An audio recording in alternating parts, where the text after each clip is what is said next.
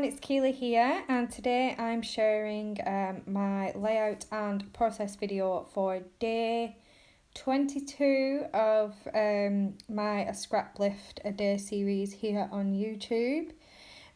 Today's lift, which you'll be able to see in the top right hand corner, and I'll also link that in the description box below, is a really fab design. I'd say it's quite minimal because there is a lot of white space on the original layout. Obviously the original layout is a 12 by 12, so there is more space than I'll get on my A4 layout today. I've already pre-cut some papers and kind of come up with an idea of how I wanted this page to go before I started filming. The decision process can sometimes take me a really long time, so I like to come into filming with some sort of idea of where I want things to go. Most of the time I'll do this just because it just saves a lot of time of me just sat there thinking and twiddling my thumbs. And it just makes the whole creating process easier for me. So I've attached the house patterned paper onto the background. This is kind of white on white, but I think it just adds a nice subtle detail. I've also gone for this blue pattern paper with some gold dots on it. And I've gone for this text scripty paper, which is black with white text. And the collection that I'm using, which would help if I did mention that before I started chatting about the papers, is the Avenue by Jen Hadfield. This is one of my favourite collections at the moment, which you probably noticed in some of the videos I've been working on this month. I'm really loving working with this collection, and this particular colour combo that I'm doing today is definitely one of my favourites within this collection. I just think it's such a versatile collection. It can really scrap many themes and different seasons as well, which I think in some scrapbooking lines that can be quite difficult. With the colours and things, you tend to get a real summer vibe from a collection, or other collections can be, you can look at it and think, oh, that's definitely an autumnal collection. Where this, I think it just has it all.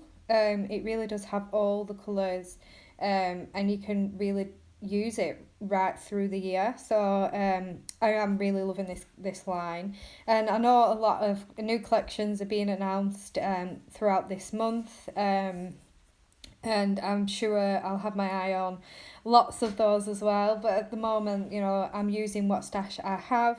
This particular collection I did buy and treat myself before Christmas, and I have recently bought a few extra little bits to add to it as well. Which I think the day I filmed this video was the day my new supplies for this collection arrived, because I'm using some of the stickers. So now I did treat myself to the sticker, is it the 12 by 12 sticker sheet. I've also treated myself to a few of the pattern papers. I mentioned in a previous video that I did buy the 12 by 12 paper pack. So I did buy a couple of the singular sheets as well that I didn't have in the paper pad. And I did buy the icon die cuts as well, just to have a little bit more to work with. So now I've stuck all my papers down. I did show you some Bramble Fox dies that I'd picked up. I treated myself again for Christmas. I think they arrived on this particular day as well, so it was like Christmas morning for me.